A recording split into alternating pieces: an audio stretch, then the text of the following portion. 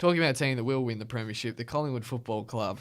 Good segue. Get around the Magpies. We're all aboard the Buckley bandwagon. I knew he could coach from the very beginning. I've always been a believer in the Magpies. They thought they won the premiership with those celebrations after the game. That was pretty much every one-eyed fan after the weekend. Let's calm down a little bit. It was one game. On top of that, I mean, yes, Collingwood were very, very good, but Adelaide was very, very silly. I mean... Wet weather footy, and they play a forward line of... You bring Fogarty in. Yeah. I mean, Hey, they like had Fogarty. 5... Yeah, but not in wet weather. They had 5 Should have dropped guys... Tex instead. They had 5 guys who were 190 centimetres or taller in wet weather footy. Like, what are you doing? But the thing... This is a point that Jonathan Brown brought up on the couch, and I thought it was a really good point, is that they don't have a plan B, C, or D. They have one plan. It's plan A. It doesn't matter. Like, in some sense, it's not Don Pike's fault, because what else could he do? Like, there was no one else he could really bring in. I mean, he could have brought in Lachlan Murphy, but he's injured, so he couldn't come in. There's just not much he can do. With Eddie Betts, he's woefully out of form at the moment. And on top of that, now he's got a hamstring injury. It's likely to keep him out for 2 weeks. But he's kicked 3 goals in his first 4 games. He's been goalless in 3 of them. That's not the best small forward in the competition we've been seeing.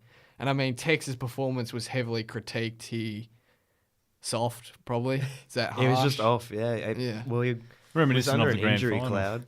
Same as the final margin. Yeah. But at least he showed the fight, the passion in the grand final. Like, you didn't really kind of see it in Collingwood. And I mean, to Collingwood, because they do deserve some credit, I thought their use of handball was insane. They just opened them up, which generally isn't, you just kick long in wet weather footy, but they went with the handball. I mean, if you look at they had 217 handballs to the Crows' 161. And usually with Collingwood, it's just the handballs are woefully off. They're not even close. But I don't think they missed a target all night by hand. They were incredible. Like, credit where credit's due.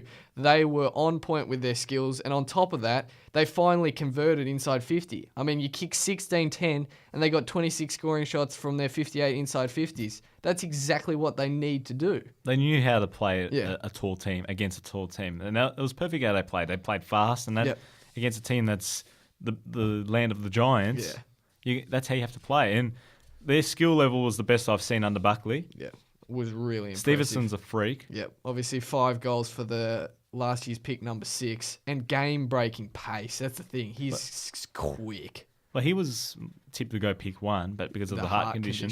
But Jake Niall on the Age podcast, he was saying that Richmond thought that they could get him, go all the way down to where they took pick Higgins. 13, because they thought maybe everyone would jump off him. Yeah, he has got X Factor written all over him. Obviously, he was this week's clear rising star. Even on top of that, I mean, I really like Josh Thomas. I really like him. I think he's a really good player. He kicked 5 the week before. He kicked 2 again. Will Hoskin-Elliott did well. They just did a really, really good job of keeping the forward line really open. That's the one thing with Collingwood. Like, if it gets too congested, they're just bombing it in. They got no chance because they don't have the aerial competition. But it's really open. Those guys, they did a really good job. I thought Mason Cox had a decent game, even though he had 5 disposals. He just getting his hand on the ball. And he didn't get outmarked. He always brought it to ground. And then on top of that, Sidebottom, as much as we disagree on Pendlebury's status in the game, Sidebottom's Collingwood's best player. He's better than Pendlebury. He's better than Pendlebury. It took you a while but to he's not get... their I was best like, player. Where's the reaction coming from? I'll say Brodie Grundy's their best player. Well, I was just about to get to Grundy. I mean, I have never seen Sam Jacobs get manhandled like he got ragdolled.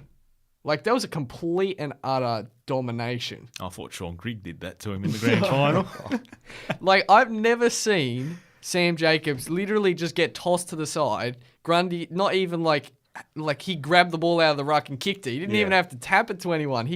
And then the goal he kicked. And on top of that, to have 33 touches as well as your 40 hit-outs, I mean, he was insane. He's more in the mould of a Dean Cox. Yeah.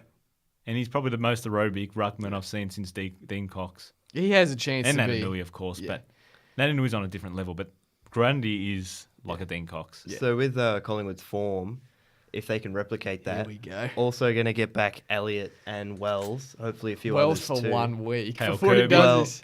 Kale. Still, we come Hope back you for the get big better, game. Kale. Unveil the Kale. Like, how much better Hope do he you guys recovers get? from his heart issue. Because it's not just those two. It's Adams, Greenwood, Moore, Smith, Broomhead. Look, Broomhead, Goldsack are gone. I am so far off buying into the hype. It's not even funny because I bought into it for like 4 years with Buckley and I'm done. But I do think that You have the injuries. yeah, They're there are the coming back injuries. As I slowly. said last week, it would be really nice to see a full Collingwood team and see what they can do. And this is what I have said with them.